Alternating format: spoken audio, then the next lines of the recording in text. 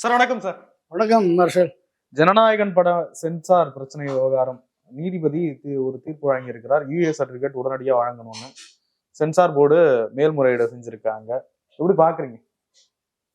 நம்மளை நிம்மதியா பொங்கல் கொண்டாட விட மாட்டாங்க போல தெரியுதே.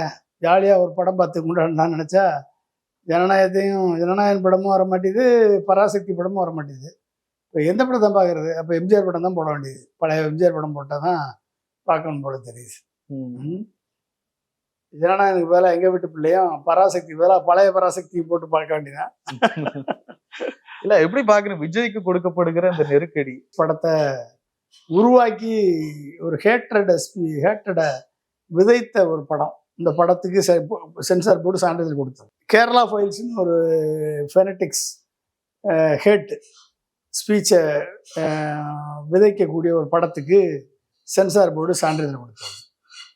அல்லோலியா பாபு அப்படின்னு சொல்லி ஒரு ஓப்பனாக ஒரு மதவாதம் பேசக்கூடிய ஒரு ஹெச்ராஜா நடித்த ஒரு கந்தன்கரணையா, அது என்னது,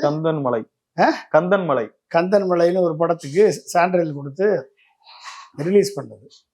பாப்புலர் நடிகர்கள் விஜய் அண்டு சிவகார்த்திகேயன் நடித்த படத்துக்கு என்ன தடை இவர்களுக்கு? என்ன பிரச்சனை? அப்போ சினிமா மூலமாக நீங்கள் கேட்குற கட்டை அவங்க பண்ணி கொடுக்க போகிறாங்க, பண்ணி கொடுத்துருக்காங்க. யூஏ சான்றிதழ் தரதுக்கு நீங்கள் ரெடியாக இருக்கீங்கன்னு சொல்கிறீங்க, அதை கொடுக்க வேண்டியது தானே. திரும்பி மேல்முறையீடு போகணும் அப்படின்னு சொன்னால் இது ஒரு ப்ரெஷர் டாக்ஸிக்காக தான் நான் பார்க்குறேன்.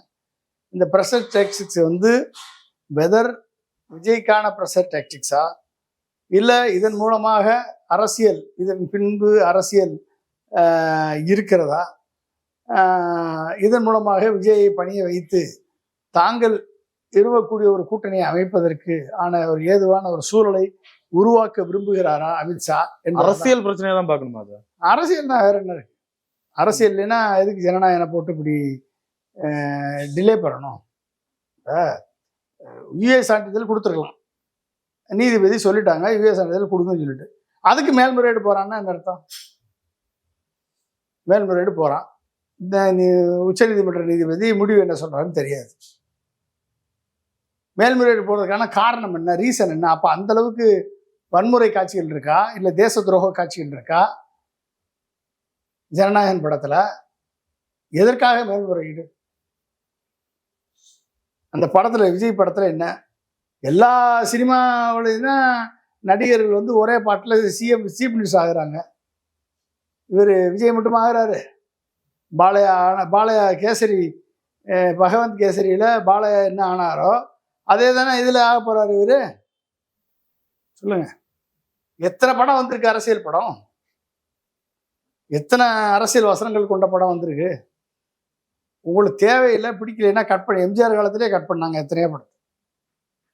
உதய சூரியனின் பார்வையிலே உலகம் விழித்து கொண்ட வேளையிலே கட் பண்ணாங்களா இல்லையா உதய சூரியனை? ஓகே, அறிஞர் அண்ணா போல் அப்படின்றத கட் பண்ணிட்டு திரிவிகா போல்னு மாத்தினா இல்லையா? இந்த மாதிரி எத்தனை கட்டு இருக்கு. அதனால கட்டு கொடுக்கறதும் இது கொடுக்கறதும் ஈஸி, ரெகுலர் ப்ராக்டிஸ். அதை அவங்க படக்குழு பண்ணி கொடுத்தாங்க அப்படின்னா அதை ஏற்றுக்கொண்டு சான்றிதழை கொடுக்க வேண்டியதானே. யூஏ சான்றிதழ்னா யூஏ சான்றிதழை கொடுத்துட்டு போவாங்க, படம் ரிலீஸ் ஆகட்டும். பெண்ணு இருக்கு, நீ கொடுத்த மாதிரி யூஏ சான்றிதழ்னா சின்ன குழந்தைங்க அப்பா அம்மாவோட தான் வரணும், அதான் கணக்கு. அவன் நாளைக்கு ஓடிடி பிளாட்ஃபார்மில் அப்பா அம்மா இல்லாமல் தானாக பார்த்துட்டு போகிறேன். என்னமோ இவங்க தான் இது பண்ணுற மாதிரி. சென்சார் போர்டு ரொம்ப ஓவராக, ரொம்ப தேர் ஆக்டிங் ஓவர் ஸ்டெப்பிங். இதெல்லாம் தேவையில்லாமல் ஒரு பில்டப் பண்ணுறது, தேவையில்லாமல். அப்படி அமித்ஷா நெருக்கடி கொடுக்குறாருன்னா அமித்ஷாவுக்கு என்ன திட்டம்? அமித்ஷாவுக்கான திட்டம் என்ன திட்டம்? இங்கே ரெண்டு விதமான கற்பனை, ரெண்டு விதமான ஐடியாலஜி பிஜேபி சர்க்கிளில் ஓடுது. ஒரு குரூப்பு, அதாவது துக்ளக் குருமூர்த்தி குரூப் ஒரு ஐடியாலஜியோட ஒர்க் பண்ணுறாங்க. இன்னொரு குரூப் வேற ஐடியாலஜியோட ஒர்க் பண்ணுறாங்க. அப்போ அது என்னது அப்படின்னா, எடப்பாடி என்ன நினைக்கிறாரு அப்படின்றது ஒன்று, எடப்பாடியை மட்டும் வச்சு ஜெயிக்க முடியுமா அப்படின்றது இன்னொரு கொஸ்டின். வெறும் எடப்பாடியை மட்டும் வச்சு ஜெயிச்சிட முடியுமா அப்படின்றது அமித்ஷாக்கு இப்போ பெரிய கொஸ்டின் ஆகிப்போச்சு. அப்போ என்ன பண்ணுறது? அப்போ விஜய் உள்ளே கொண்டு வந்தால் நம்ம ஜெயிச்சிடலான்ற ஒரு நம்பிக்கையை வந்து அமித்ஷாட்ட வந்து கொடுத்துருக்காங்க.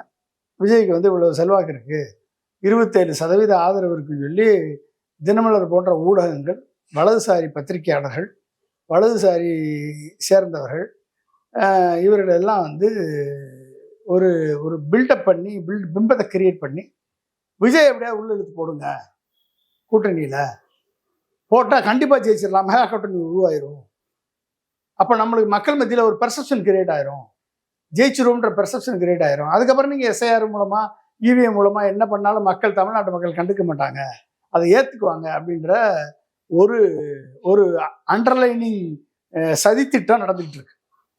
இது வந்து ஃபர்ஸ்ட் லெவல் ஆஃப் சதித்திட்டம். இரண்டாவது சதித்திட்டம் என்ன அப்படின்னா, இரண்டாவது கேள்விகள் என்ன அப்படின்னா, அப்படி விஜய் உள்ள கூட்டு வந்தா விஜய் ரசிகர்கள் வேணா ஓட்டு போடுவான் நம்ம கூட்டணிக்கு. விஜய்க்கு ஓட்டு போடக்கூடிய கிறிஸ்தவ, முஸ்லீம், சிறுபான்மை மக்கள், தலித் மக்கள், பொதுமக்கள் யாரும் விஜய்க்கு ஓட்டு போட மாட்டாங்க. அப்போ விஜயோட ரசிகர்கள் ஓட்டை மட்டும்தான் நம்ம வாங்க முடியும். 5% ஓட்டை வாங்கலாம். கூட்டணிக்குள்ளே வந்தால் எக்ஸ்ட்ரா 5% தான் வேல்யூ அடிஷன். யாரு? பிஜேபி ஏடிஎம்கே கூட்டணிக்குள்ளே வந்தால் எக்ஸ்ட்ரா 5% தான் வேல்யூ அடிஷன். அப்போ அமித்ஷா என்ன சொல்கிறாரு அப்படின்னா, ஆமாம் ஆல்ரெடி ஏடிஎம்கேக்கு 20 இருக்குது, தேமுதிகக்கு 23 இருக்குது, என்டிஏக்கு 18 இருக்குது. அப்போ நம்ம என்னாச்சு, ஆல்ரெடி நம்ம வந்து 38, அது ஒரு 3, 41 இருக்கும். அப்போ விஜய் கூட்டணி வந்து ஒரு 5% கூட 45 வந்துடுது இல்லை. அப்போ நம்ம ஈக்குவல் ஃபுட்டிங்கில் நம்ம இருக்கோம், திமுகவுக்கு ஈக்குவல் ஃபுட்டிங்கில் இருக்கோம்ல, மிச்சத்தை நான் இவிஎம் மூலமாக, எஸ்ஆர் மூலமாக நான் பார்த்துக்கிறேன் அப்படின்னு சொல்லி கான்ஃபிடென்ட்டாக அமித்ஷா இருக்கார். இப்போ அதுக்கான வேலைகள் தான். அதனால தான் இன்னைக்கு வந்து எப்படியாவது விஜய் வந்து ஜனநாயகம் படத்துக்கு ப்ரெஷர் கொடுத்து, எப்படியாவது விஜய்க்கு வந்து ப்ரெஷர் கொடுத்து எப்படியாவது கூட்டணியில் சேர்த்துறதுக்கான வேலைகள் பேக்ரவுண்ட் ஒர்க்கு நடந்துட்டு இருக்கு. இதுதான் கணக்கு. அதாவது இந்த கூட்டணி கணக்கு தான், இதுதான் கணக்கு. ஆனால் விஜய் அதோட காலி ஆயிடுவாருன்றது இவங்களுக்கு தெரியல. விஜயினால அந்த விஜயனுடைய 5% ஓட்டு தான் வரும். பொதுமக்கள் ஓட்டோ, சிறுபான்மை மக்கள் ஓட்டோ வராது. அந்த 5% ரசிகர்கள் ஓட்டு போதும், நம்மளுக்கு எக்ஸ்ட்ரா ஒரு 5% வந்தது மாதிரி ஆயிரும். மிச்சத்தை நம்ம பார்த்துக்கலாம், கூட்டணி ஆட்சி அமைச்சுக்கலாம். ஏடிஎம்கே ஒரு 60, பிஜேபி ஒரு 40, விஜய் ஒரு 30, 3 பேர் சேர்ந்தோம்னா நம்ம வந்து 130 சீட் எடுத்துடலாம். 120 சீட் எடுத்தால் கூட போதும், கூட்டணி ஆட்சி அமைச்சிடலாம். கூட்டணி ஆட்சி அமைச்சு அமித்ஷா சொல்லக்கூடிய யாரோ ஒருத்தரை முதலமைச்சர் ஆக்கிடுவோம். எடப்பாடியை முதலமைச்சர் ஆக்கணும்னு அவசியம் இல்லை. ஏன்னா நம்ம தானே முடிவு பண்ண போகிறோம். நம்மளுடைய சப்போர்ட் இல்லாமல் எடப்பாடி முதலமைச்சர் ஆக முடியாது.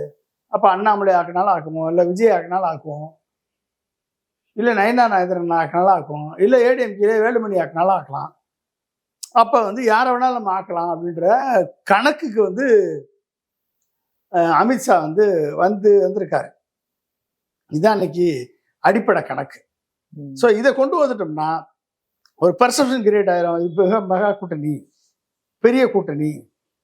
அப்போ அந்த பெரிய கூட்டணியில் கடைசியில் அவங்க வந்து சாப்டர் க்ளோஸ் பண்ண போகிறது யார் அப்படின்னா, விஜயனுடைய சாப்டர் க்ளோஸ் பண்ணிடுவாங்க, தமிழ்நாட்டினுடைய சாப்டர் க்ளோஸ் பண்ணிடுவாங்க.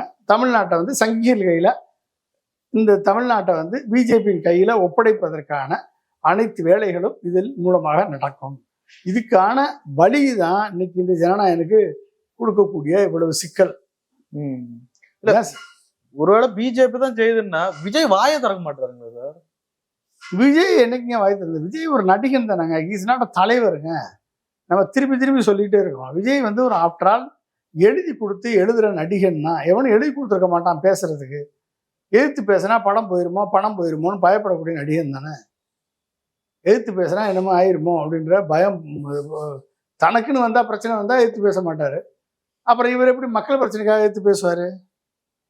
கேட்பானா இல்லையா? ஓம் பிரச்சனைக்கே உன்னால் குரல் கொடுக்க முடியல, நீ மக்கள் பிரச்சனைக்கு எப்படிப்பா குரல் கொடுப்ப? ஓம் பிரச்சனைக்கே உன்னால் பேச முடியல, நீ இந்திய திணிப்பை எதிர்த்து எப்படி குரல் கொடுப்ப? ஓம் பிரச்சனைக்கே உன்னால் குரல் கொடுக்க முடியல. நீ யூனிவர்சிட்டி காலி பண்ண போகிறான். அண்ணா யூனிவர்சிட்டி, மெட்ராஸ் யூனிவர்சிட்டி, மனநோசுரா யூனிவர்சிட்டி, மதுரை காமராஜ் யூனிவர்சிட்டிலாம் காலி பண்ண போகிறாங்க. ஒரு சட்டத்தில் கொண்டாந்துட்டான், எல்லா கண்ட்ரோலையும் அவன் எடுத்துக்கிற போகிறான். ஒட்டுமொத்த ஹையர் எஜுகேஷன் சிஸ்டத்தை நாசம் பண்ணிட்டான். எப்படி இவர் குரல் கொடுப்பாரு? எப்படி குரல் கொடுப்பாரு சொல்லுங்க பாப்போம். எப்படி விஜய் வந்து குரல் கொடுத்துருவாரு? என்ன எந்த பிரச்சனைக்கு விஜயால குரல் கொடுக்க முடியும் எதிர்த்து? நாளைக்கு வந்து தமிழ்நாட்டை வந்து எதுக்காக ஆக்குறாங்க அப்படின்னா, ஒட்டுமொத்த இந்தியாவும் ஒரே நாடு ஒரே தேர்தலுக்கு சரியா ரெடியா இருக்கு. தமிழ்நாடு மட்டும் அது எதுக்குது? டீலிமிட்டேஷனுக்கு ரெடியா இருக்கு. தமிழ்நாடு மட்டும் அது எதுக்குது? புரிஞ்சுக்கிட்டீங்களா? அவன் தமிழ்நாடு எதிர்த்தோம்னா, தமிழ்நாடு நம்மளுக்கான ஒரு அடிமையான ஒரு கவர்மெண்ட் இருந்துச்சுன்னா, அமித்ஷாவுக்கு அடிமையான ஒரு கவர்மெண்ட் இருந்துச்சுன்னா, நாளைக்கு தமிழ்நாடுடைய ஒட்டுமொத்த பவரையும் பிடிக்கிட்டு யூனியன் டெரிட்டரியா 3 யூனியன் டெரிட்டரியா மாற்றிடலாம் தமிழ்நாட்டை. Madras union territory 1, Kongu union territory 1, 2, south union territory மதுரையை பேஸ் பண்ணி ஒரு யூனியன் டெரிட்டரி 1, 3 யூனியன் டெரிட்டரியா மாற்றியாச்சு அப்படின்னா இங்கே முதலமைச்சர் கிடையாது. இந்த கார்பரேட் கவுன்சிலர் தான். லடாக், ஜம்மு காஷ்மீர் லடாக் மாதிரி ஆக்கிடலாம் தமிழ்நாடை. அதுக்கு அவங்களுக்கு ஒரு அடிமை ஆட்சி வேணும். அந்த அடிமை ஆட்சியா எடப்பாடி தலைமையில் ஒரு கூட்டணி ஆட்சி அமைச்சிட்டோம்னா நம்ம சொல்றதுபடி இங்கே நடக்கும். அங்கே சொல்றதுபடி இங்கே கேட்பாங்க, எதிர்த்து பேச மாட்டாங்க. அப்படிப்பட்ட ஒரு ஆட்சியை கொண்டு வரணும். கொண்டு வந்து தமிழ்நாட்டுடைய எதிர்காலத்தை, தமிழ்நாட்டுடைய கனவுகளை, தமிழ்நாட்டுடைய ஒட்டுமொத்த இளைஞர்கள் பொதுமக்களது உழைப்பை சுரண்டணும். தமிழ்நாட்டுடைய வளங்கள் சுரண்டப்படணும். தமிழ் அழிக்கப்பட வேண்டும். இந்தி திணிக்கப்பட வேண்டும். இதெல்லாம் செய்யணும். செய்வதற்கு அடிப்படையா வேணும் அப்படின்னா அவர்களுக்கு ஒரு அடிமை ஆட்சி வேணும். அந்த அடிமை ஆட்சியை கொண்டு வருவதற்கு அவங்க எந்த லெவல்ல வேணாலும் போவாங்க. விஜயை தூக்கி உள்ள போடுவாங்க, விஜயை தூக்கி மிரட்டுவாங்க, என்ன வேணாலும் பண்ணுவாங்க. இதெல்லாம் நடக்கும். விஜய்க்கு எதிர்த்து நிக்கிற அளவுக்கு அந்த பலம் இல்லையா? என்ன பலம் இருக்குங்க, என்ன தைரியம் இருக்குங்க? இது வரைக்கும் ரஜினிகாந்துக்கு பிரச்சனை வந்துச்சு. பாட்ஷா பட விழாவில் என்ன சொன்னாரு? குண்டு கலாச்சாரம், குண்டு வெடிப்பு கலாச்சாரம் இங்கே இருக்கு அப்படின்னு. உடனே அவருக்கு பிரச்சனை வந்துச்சு. என்ன சொன்னாரு? இனிமேல் ஜெயலலிதா ஆட்சிக்கு வந்தால் தமிழ்நாட்டை ஆண்டவனாலும் காப்பாற்ற முடியாது. எதிர்த்து குரல் கொடுத்தாரா? ஒட்டுமொத்த தமிழ்நாடு எதிர்த்து போராடி என்ன பண்ணுச்சு? ஜெயலலிதாவை 33% வாக்குகள் வித்தியாசத்தில் தோற்கடித்தது. திமுக மூப்பனார் ஆட்சிக்கு வந்தது ரஜினிகாந்தனுடைய ஆசின் பேரில். வந்துச்சா இல்லையா? விஸ்வரூபம் கமலஹாசனுக்கு பிரச்சனை வந்துச்சு. போராடி எதிர்த்து நின்று போராடி வெற்றி பெற்றாரா இல்லையா கமலஹாசன்? உன் தலைவா படத்துக்கு பிரச்சனை வந்துச்சு, நீ போராடினியா?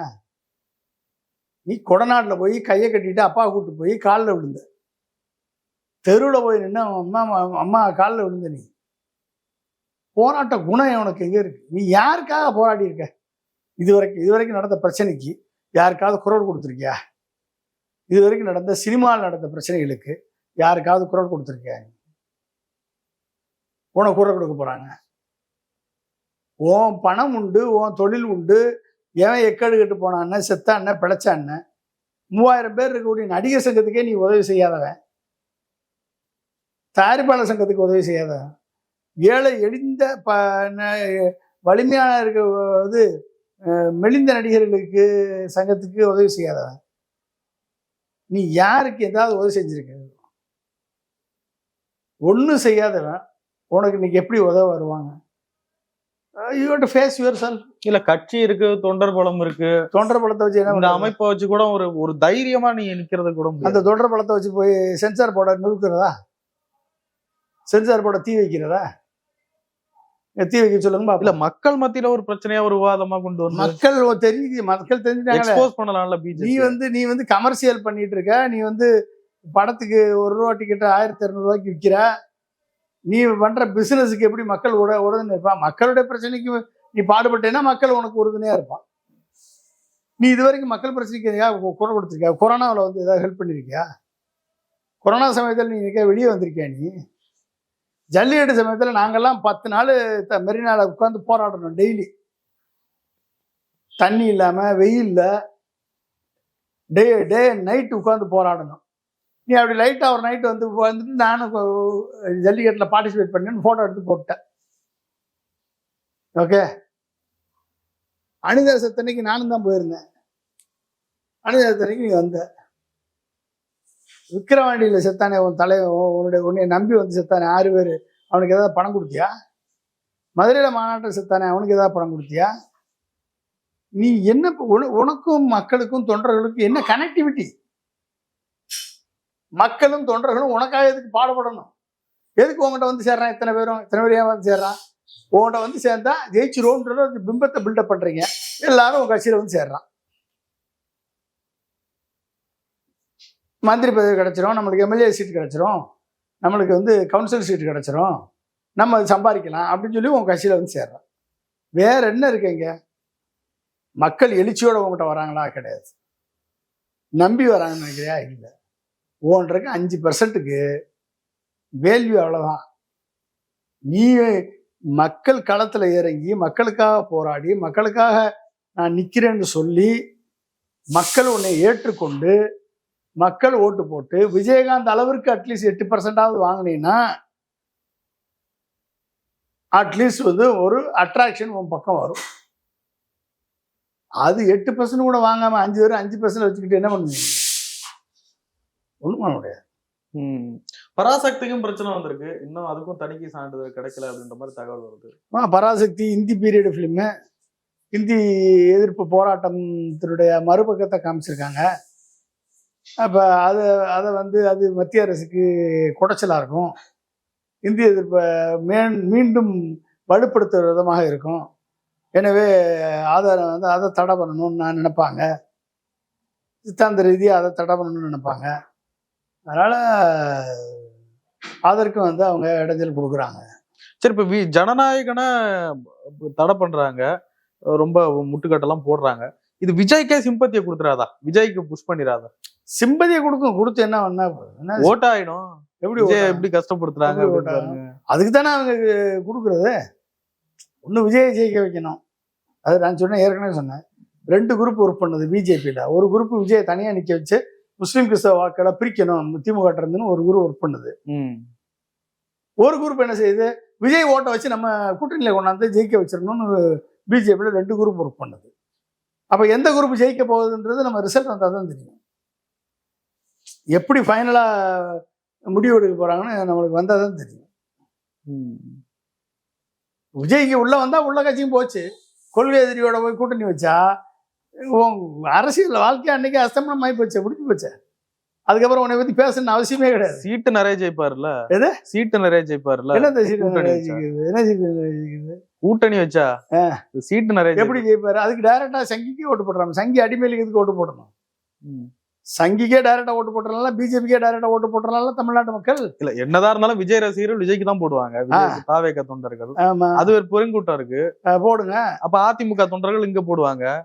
போட்டா தொண்டர்களா போட்டு ஜெயிச்சிருவீங்களா? நீங்க பொதுமக்கள் வேணாம் போட்டு வேணாமாப்பா? தொண்டர்கள் ஓட்டு போட்டா ஜெயிச்சிருவீங்களா? ஆதரவு ஓட்டு சார். ஆதரவு ஓட்டு வச்சு எப்படிங்க ஜெயிப்பீங்க? ஆதரவு ஓட்டு வச்சு எப்படி ஜெயிப்பீங்க? நான் சொல்றேன், நான் கேட்கறேன். ஒரு ஆதரவு ஓட்டை வச்சு ஒரு எம்எல்ஏ சீட் வாங்க முடியுமா? யாராவது சொல்லுங்க. எக்ஸப்ட் ஏடிஎம்கே டிஎம்கே தவிர தனியா நின்று ஒரு தொகுதியில 40% ஓட்டு இருக்கு அப்படின்னா அது ஏடிஎம்கே டிஎம்கே தவிர வேற வேற வேற எந்த கட்சிக்கும் கிடையாது. வேற எந்த கட்சியும் தனியா நின்று ஒரு எம்எல்ஏ சீட்டு ஜெயிக்க முடியுமா? இன்னைக்கு கூட்டணி ஆட்சின்னு கேட்கறாங்கல்ல, அவங்கள்ட்ட எல்லார்ட்டையும் நான் ஒன்று கேட்கறேன். கூட்டணி ஆட்சி வேணும்ன்றது கரெக்டான கோரிக்கை. உண்மையிலேயே வந்து கூட்டணி ஆட்சி வேணும். எப்போ வேணும்? என்கிட்ட நான் 50 எம்எல்ஏ ஜெயிச்சு வச்சிருக்கேன். என்னுடைய 50 எம்எல்ஏ இருந்தால் தான் நீ ஆட்சி அமைக்க முடியும். அப்படின்னா வந்து உனக்கு ஆதரவு தரேன் அப்படின்னா அந்த ஆதரவை ஏற்றுக்கொள்ளக்கூடிய நிலையில் இருக்கக்கூடிய, ஆட்சி அமைக்கக்கூடிய நிலையில் இருக்கக்கூடிய பெரும்பான்மை கட்சி கூட்டணி ஆட்சிக்கு ஒத்துக்கும். ஏற்கனவே ஒரு கட்சி பெரும்பான்மையில் இருக்குமோ அந்த கட்சியில போய் கூட்டணி ஆட்சி வேணும்னா எப்படி கொடுக்குங்க? நீ கூட்டணி ஆட்சி கேட்கக்கூடிய எந்த கட்சியாவது தனித்து நின்று ஒரு எம்எல்ஏ ஜெயிக்க சொல்லுங்க. இது காங்கிரஸா இருக்கட்டும், பிஜேபியா இருக்கட்டும். பிஜேபி தனித்து நின்று ஒரு எம்எல்ஏ ஜெயிக்க சொல்லுங்க. இது காங்கிரஸை தனித்து நின்று ஒரு எம்எல்ஏ ஜெயிக்க சொல்லுங்க. 2 பேர் தானே கேட்கறாங்க கூட்டணி ஆட்சி. வேற யாரு கேட்கறா? இது கிருஷ்ணசாமி கேட்கிறாரு கூட்டணி பதவி. தேமுதிக கேட்குது கூட்டணி பதவி, கூட்டணி ஆட்சி வேணும்னு. தனித்து நின்று ஒரு எம்எல்ஏ ஜெயிக்க சொல்லுவாங்க. அந்த ஒரு எம்எல்ஏ ஆதரவு தான் ஆட்சி அமைக்க முடியும்னா கண்டிப்பா கூட்டணி ஆட்சி வந்துடும். அதை விட்டுட்டு கூட்டணி இருந்தா தான் ஒட்டுமொத்த கூட்டணியே இப்ப அறுதி பெரும்பான்மையே பெற முடியும். அப்ப என்ன அர்த்தம்? எதுக்கு ஏன் மக்கள் அப்படி வச்சிருக்காங்க அப்படின்னா, இந்த கட்சிகள் எல்லாம் வந்து பிராக்மெண்டட் ஆயிருச்சு. ஜாதி வாரியா, தலைவர்கள் வாரியா, சின்ன சின்ன தலைவர்கள் எக்கச்சக்கமா தோன்றிட்டான். ஒவ்வொரு தலைவரும் ஒவ்வொரு கொள்கையை தூக்கிட்டு வர்றான். ஒவ்வொரு தலைவர்களுக்கும் ஒரு பாசிட்டிவ் இருக்கு, நெகட்டிவ் இருக்கு. ஒவ்வொரு தலைவர்களும் ஒரு இதுல ஃபெயிலியரா இருக்கான், ஒரு இதுல சக்சஸா இருக்கான், ஒரு இதுல அடிமையா இருக்கான். எவனும் வந்து தலை நிமிர்ந்து நிற்கக்கூடிய தலைவனா இல்லை. அப்ப இவங்களை நம்பி நம்ம ஓட்டு போட்டா ஜெயிக்க முடியாது. அதனால என்ன, ஒரு கொள்கையை முன்னிறுத்தி ஒரு கூட்டணியா சேரக்கூடிய கட்சிகளுக்கு நம்ம ஓட்டு போட்டு அதுக்கு லீட் பண்ணக்கூடிய தலைவர் மக்கள் நம்பிக்கை பெற்ற தலைவராக இருந்தால் அந்த கட்சி தான் வெல்லும் தமிழ்நாட்டில். அதுதான் தமிழ் மக்கள், அறிவார்ந்த அரசியல் புரிந்த தமிழ் மக்கள். புரிஞ்சுட்டீங்களா? அதை விட்டுவிட்டு நீ ஜாதியை பேசு, மதத்தை பேசு, என் ஜாதிக்கு இவ்வளோ பர்சன்ட், உன் ஜாதிக்கு அவ்வளோ பர்சன்ட், என் ஜாதிக்கு இப்போ ரெப்ரசன்டேஷனே இல்லை, என் ஜாதியை ஒதுக்கிட்டாங்க, இப்படி என்ன வேணாலும் நீ பேசு. பொதுமக்கள் அதுக்கெல்லாம் தலை கொடுத்து கேட்கறதுக்கு ரெடியா இல்லை. காரணம் என்ன? காரணம் என்ன? அந்த அந்த இவர்கள் மேல வைத்திருக்கக்கூடிய நம்பிக்கை. அப்ப அந்த நம்பிக்கை வந்து எல்லாமே இல்லை. அந்த நம்பிக்கை வந்து குறைஞ்சு போச்சு. அப்ப வந்து என்ன இது உங்களுக்கு டோட்டலா அந்த இந்த மாதிரி ஜாதி கட்சிகள் மேல நம்பிக்கை குறைய குறைய உங்களுக்கு வந்து பெரும்பான்மையான கட்சிகள், ஒரு பொது நலத்திற்காக பாடப்படக்கூடிய கட்சிகளுக்கு தான் இன்னைக்கு மதிப்பு அப்படின்ற சூழல் ஏற்பட்டிருக்கு. ஸோ அந்த நிலைமையில தான் இன்னைக்கு இருக்கக்கூடிய ஒட்டுமொத்த அரசியல் சூழல் வந்து பின்னப்பட்டிருக்கு.